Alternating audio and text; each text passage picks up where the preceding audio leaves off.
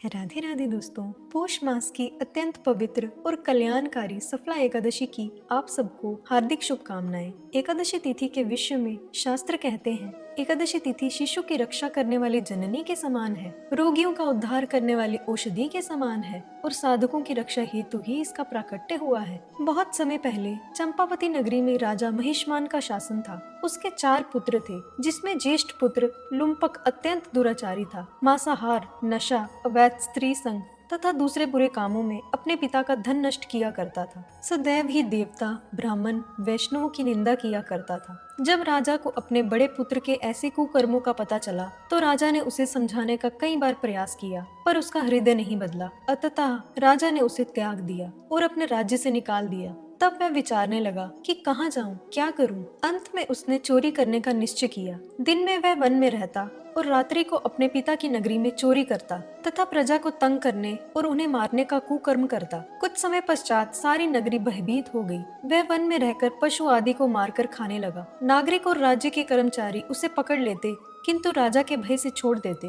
One में एक अति प्राचीन विशाल पीपल का वृक्ष था। लोग उसकी भगवान के समान पूजा करते थे। उसी वृक्ष के नीचे वह महापापी लुम्पक रहा करता था। इस वन को लोग देवताओं की क्रीड़ा स्थली मानते थे। कुछ समय पश्चात पोष कृष्ण पक्ष की दशमी के दिन वह वस्त्रहीन होने के कारण शीत के चलते सारी रात्रि सो नहीं सका। उसके हाथ पैर अकड़ गए। सूर्योदय होते होते वह मूर्छित हो गया। दूसरे दिन एकादशी को दोपहर के समय सूर्य की गर्मी पाकर उसकी मूर्छा दूर हुई। गिरता पड़ता वह भोजन की तलाश में निकला। पशुओं को मारने में वह समर्थ नहीं था, अतः पेड़ों के नीचे गिरे हुए फल उठाकर वापस उसी पीपल वृक्ष के नीचे आ गया। उस समय तक भगवान सूर्य अस्त हो चुके थे।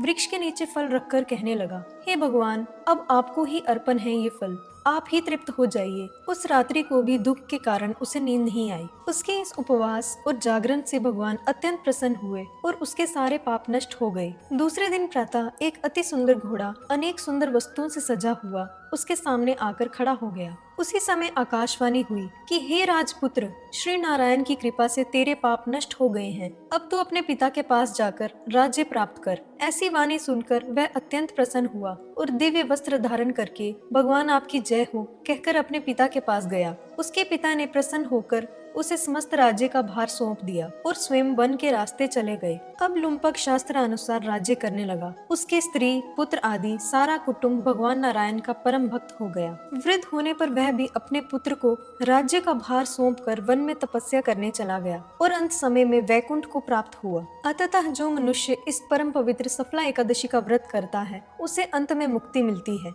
जो नहीं करते वे पशुओं के समान है। इस सफला एकादशी के महात्म्य को पढ़ने से अथवा श्रवण करने से मनुष्य को अश्वमेध यज्ञ का फल मिलता है। भगवान कहते हैं, जो भक्त इस कथा को श्रद्धा से सुनता है उसे राजसूय यज्ञ का फल प्राप्त होता है, उसके भौतिक कष्ट दूर होते हैं और अंततः वह आध्यात्मिक लोक की प्राप्ति करता है। तो दोस्तों, आइए इस पौष मास की परम पवित्र सफला एकादशी का श्रद्धा और निष्ठा से पालन करें और अपने जीवन को कृष्णमयी बनाएं। हरे कृष्ण।